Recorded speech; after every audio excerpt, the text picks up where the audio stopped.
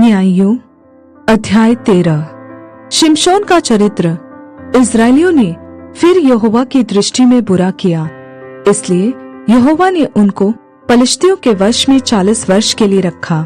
दान के कुल का सोरावासी मानोह नामक एक पुरुष था, जिसकी पत्नी के बांझ होने के कारण कोई पुत्र न था। इस स्त्री को यहोवा के दूत ने दर्शन देकर कहा, सुन, बांझ होने के कारण तेरे बच्चा नहीं, परंतु अब तू गर्भवती होगी और तेरे बेटा होगा।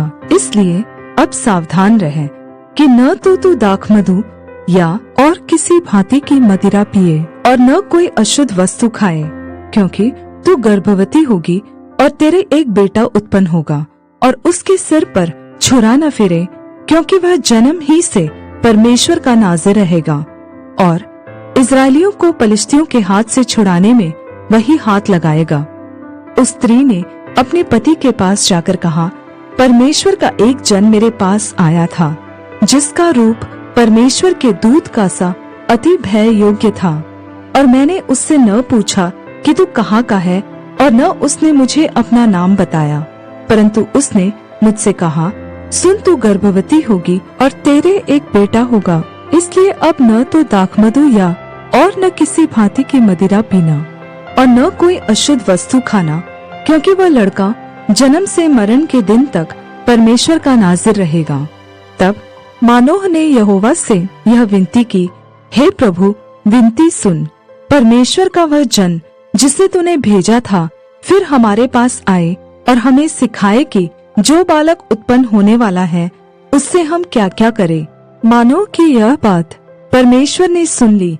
इसलिए जब वह स्त्री मैदान में बैठी थी और उसका पति मानोह उसके संग न था, तब परमेश्वर का वही दूत उसके पास आया। तब उस स्त्री ने झट दौड़कर अपने पति को यह समाचार दिया, जो पुरुष उस दिन मेरे पास आया था उसी ने मुझे दर्शन दिया है। यह सुनते ही मानोह उठकर अपनी पत्नी के पीछे चला और उस पुरुष के पास आकर पूछा, क्या तू वही पुरुष है जिसने इस स्त्री से बातें की थी? उसने कहा, मैं वही हूँ। मानोह ने कहा, जब तेरे वचन पूरे हो जाए तो उस बालक का कैसा ढंग और उसका क्या काम होगा?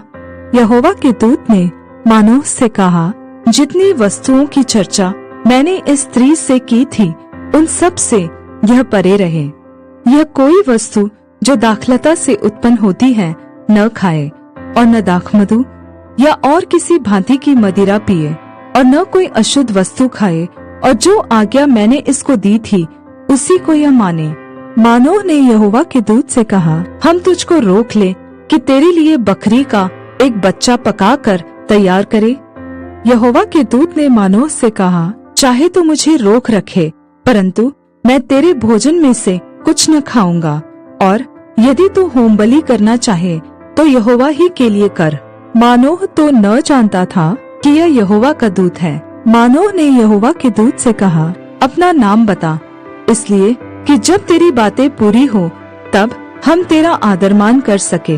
यहोवा के दूत ने उससे कहा, मेरा नाम तो अद्भुत है, इसलिए तू उसे क्यों पूछता है? तब मानोह ने अन्न बलि समेत बकरी का एक बच्चा लेकर चट्टान पर यहोवा के लिए चढ़ाया।